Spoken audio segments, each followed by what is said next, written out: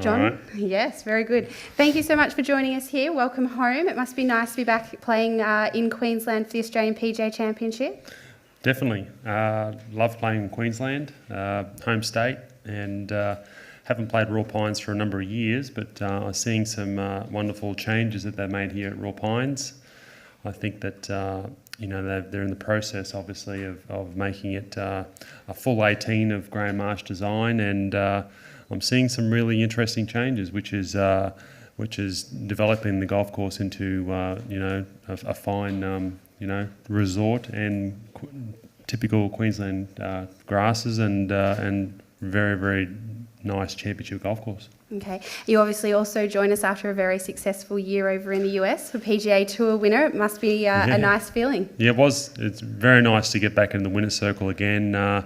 Almost consolidates 2006, which was, I believe, was my best year.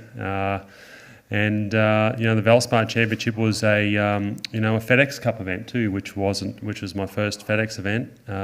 John Deere Classic was 2006, which was before the first year it started. So that was a bonus and put me in good stead for obviously making Tour Championship at the end of the year and just knowing that I could get in there and do it again, win on the US Tour and felt like I played some of my best golf this year.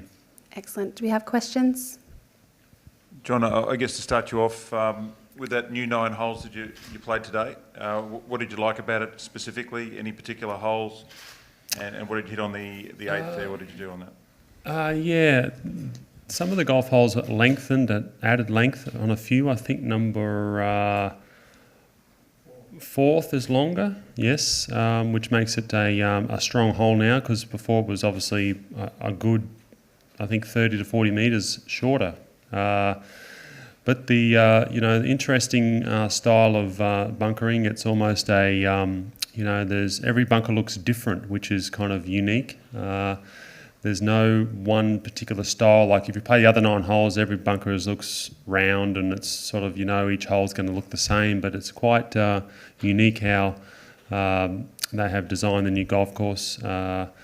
And just a little bit more added undulation and drainage obviously is a big issue here at Royal Pines. And I think they've done really, really well. We've had some massive storms here the last couple of days. On yesterday, I'm not sure how many inches of rain yesterday, but it was a lot. And the golf course held up really well again today. I think that, some other golf course that we play, if you get that amount of rain, you're almost not playing the next day. But, credit goes to the designers for the drainage system. And I really like most of the greens, they're not overly flat like the other side of the golf course. So there's a lot of subtleties, probably a good word to use, on a lot of the greens. There's a lot of runoffs now, which is interesting, and I think it plays probably a stroke to a stroke and a half more difficult on the front 9 holes compared to the original back 9. John, just on the weather itself, the forecast is for a lot of rain in the next 3 or 4 days, maybe 150 millimetres. How will the course bear up with that, and particularly the bunkers, which you saw today were a little bit muddy and a little bit chewy as well? Yeah, well, I see a total different type of sand in the new 9 than there is on the original 9. I think the back 9 holes has a much firmer surface because it's been there a long time. But the new golf course has a lot of sand in it, so with some rain on it, it'll actually pack the surface down a bit more, which will be good. I think that if we do get more rain coming up, the golf course is probably not on the edge right now, probably playing, like lift, clean and place, but I believe if they were to get another big shower tonight and more predicted, they could almost contemplate it, but I'm sure they're working hard to try and keep the ball on the ground. I would believe if the golf course was on the US Tour, if they had conditions today, definitely no preferred lie or anything like that. I think they get away with it today, but I think if there was another big storm again today and again tomorrow, I kind of feel like maybe the Friday or the Saturday round could see quite soft conditions and, possibly balls plugging on some low spots, but generally speaking, the golf course really looks, fantastic for... I've seen a lot of rain yesterday, and it was really good out there this morning. I just walked off the golf course, and I think that it was the golf course is in pretty good shape with what they've copped already. Jim.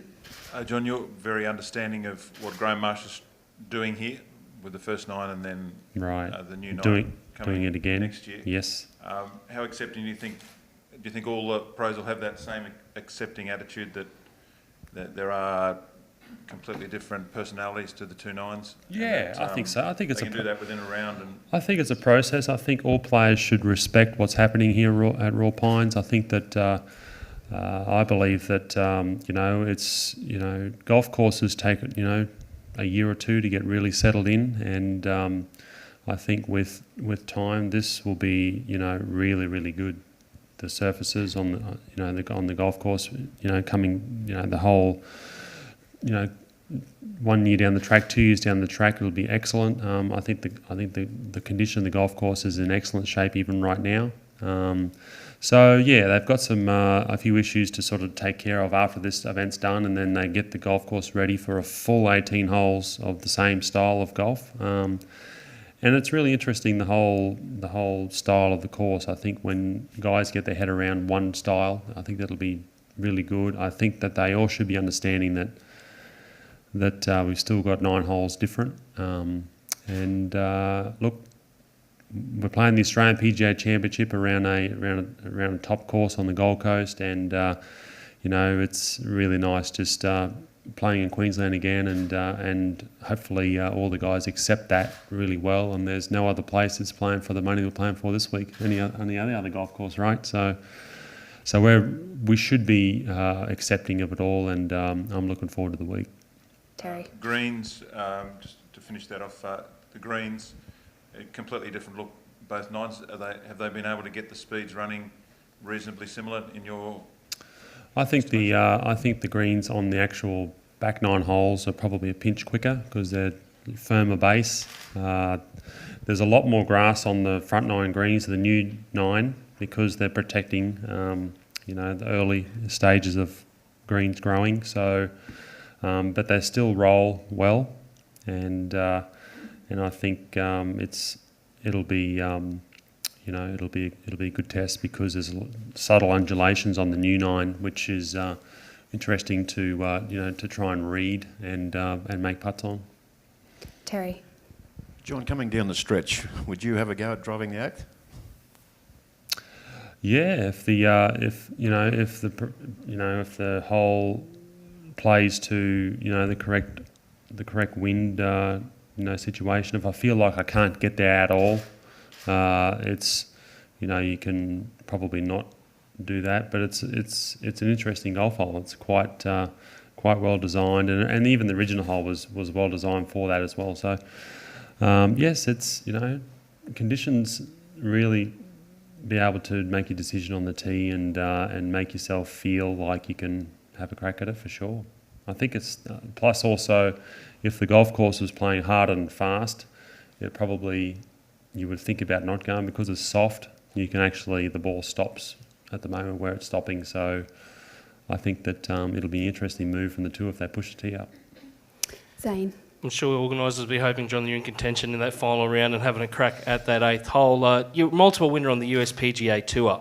You are an Australian Open winner, but do you feel like there's unfinished business for you on the Aussie Tour, particularly with these big 3 tournaments? Yeah, I'd love to win, all 3 events at home: the Masters, PGA, and the Open. And this week's a great week to start, I guess. I feel like I've got a lot of fuel in the tank. I've got plenty more years to go. I feel like I'm working on the body to stay fit, and hopefully I'll be around for many more. So winning the Kirkwood Cup would be a dream, and I think that's one of the main goals playing in Australia is to win all 3, and doing it in Queensland with the PGA would be added bonus.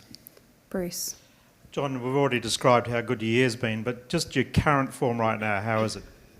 I feel like the current form is at the Australian Open. I reckon I have my B+ game, and I think I need to have every round in the A's this week to get it done. So I feel like I just need to step it up from where I was, say in August, September, to where I was, say in October. We're playing the 2 tournaments in Asia. I had a top 10 in Malaysia, but I wasn't going so great at the Shanghai event, but ended up running 35th. But last week I was in the Australian Open. I was almost disappointed with the way I sort of just couldn't get the scoring ability going, and I feel like I just need to keep stepping up that. Been working hard on the body to try and stay 100%, and you know, there's a couple of little things that I'm working on to try and keep the speed up with my swing and keep working on it. So I need to do a better job than I did at the Australian Open, definitely, to be in contention. Ed. John, just obviously you played in the Oz Open and saw Jordan Spieth win it in that remarkable way, and he's gone and done it again over the weekend with another big win. I mean, somebody who you've probably seen on the tour, I mean, how good do you think he can be? He's 21 years old and he's playing great golf. Yeah, he's a great talent, and he's a great fella as well. He's very respected as a player and off the course as well. He's always says hello, always just respectful for all the players that he sees, and I think that Jordan Spieth could do anything. I think he's a fantastic. He proved himself there at a couple of Ryder Cups, and this year he went really well at Augusta, nearly won it, and then he's won several tournaments on the PGA Tour now. Then he cleaned us all up there at the Australian, gone on to be dominant at Tiger's event, and I believe that he's good enough to win major championships. And being young and being that talent with a great head on his shoulders, he's definitely the one to watch. And he could easily do what McIlroy did. Get to 26, 27 years of age and have 3 or 4 majors under his belt. He could easily do that. But he's got a lot of competition as well. There's a lot of guys playing well. Adam Scott is playing fantastic. And Rory McIlroy is playing unbelievable. So the top 10 players in the world are really strong, and Jordan Spieth is one of those. So it's going to be that top 10 guys, I think, in the future that really sort of dominate 2015, and it's good luck. I think he's a real dominance. Janae. John, the big tournaments in Australia, the 4 big events, those organisers work very hard to get their players here, but it's an inevitable battle and a perennial issue of how often the players play and how many of the good players play. Do you think the time has come for a world tour and for all of the tours to talk together to make it easier for the players to pick and choose where they play in the world? To have a world event here? No, around the world, a world tour. Oh, world tour, yes, I see what you're saying now. Yeah, I mean, it's interesting factors. I know, there's been lots of talk of it, many years ago, and then I think the commissioner of the PGA Tour got hold of it and then made a few world events of his own. So I think, it's difficult to say. I think that the reason you don't see many players on the US Tour play down in Australia is because, one, the money, and 2, the remoteness of Australia. And the timing. I think you see the best players in the world play between 15 and 20 events, and you see, and that includes some of the fall events, some of the the Tigers event, the Shark Shootout stuff, Sun City. Only because I think that they're chasing the money as well. I think that it'd be lovely to see the top 10 in the world play down in Australia every year, but it's difficult. So I think that the PGA Tour is good enough on its own to keep the best players in the world playing that tour only, and they've done that. I think the purses are big enough for them just to play that many. But you know, I'm not sure what's going to happen with the World Tour. I don't really have an answer for that. But I think it's I'm happy playing the US Tour and coming home to Australia because it's home. But best players in the world, yeah, I think you're gonna see a limited number. Zane.